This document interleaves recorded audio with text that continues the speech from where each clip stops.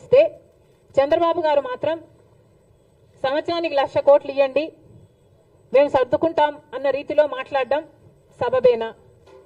మనకు రావాల్సిన డబ్బుల్లో, మన రాష్ట్రానికి రావాల్సిన డబ్బుల్లో ఏ ఒక్క రూపాయి అయినా మనం ఎందుకు పోగొట్టుకోవాలి? చంద్రబాబు గారు, బీజేపీ సమాధానం చెప్పాలి. స్పెషల్ ఎకనామిక్ ప్యాకేజెస్ కింద మీరు ఎంత ఇస్తున్నారో క్లారిటీ ఇవ్వాల్సిన అవసరం ఉంది ఈ బడ్జెట్లో. కడప స్టీల్ ఫ్యాక్టరీ ఇంకా మొదలే కాలేదు, ఎడారిలాగా ఉంది ఆ ప్రాంతం. మరి మీరు డబ్బులు ఇవ్వాలి. బీజేపీ పార్టీ బడ్జెట్లో ఏం కేటాయిస్తుందో దానికి కూడా క్లారిటీ ఇవ్వాలి. బీజేపీ పార్టీ ఇవన్నీ ఆంధ్ర రాష్ట్రానికి సంబంధించిన ఇవన్నీ ఒక ఎత్తైతే, ఇక ప్రతిసారి చెట్టెక్కే బేతాళుడిలాగా ప్రత్యేక హోదా గత 10 సంవత్సరాలుగా గొంతు చించుకొని అరిచిన ప్రత్యేక హోదా అని బీజేపీ పార్టీ పట్టించుకోవటం లేదు. ఒకప్పుడు ఇదే ప్రత్యేక హోదా కోసం చంద్రబాబు గారు బీజేపీ పార్టీని విమర్శించి మట్టి తీసుకొచ్చారు, మా నోట్లో మట్టి కొట్టిపోయారు అని వ్యతిరేకించాడు. మరి అదే ప్రత్యేక హోదా గురించి మాట్లాడుతున్నాం. చంద్రబాబు గారు ప్రత్యేక హోదా గురించి ఏం చేయబోతున్నారో క్లారిటీ ఇవ్వండి. ప్రత్యేక హోదా లేకపోతే ఆంధ్ర రాష్ట్రానికి ఊపిరే లేనట్టు. ప్రత్యేక హోదా వస్తేనే మన బిడ్డల భవిష్యత్తు బాగుపడుతుంది. గత 10 సంవత్సరాలుగా చూసాము, మనకు ప్రత్యేక హోదా లేదు.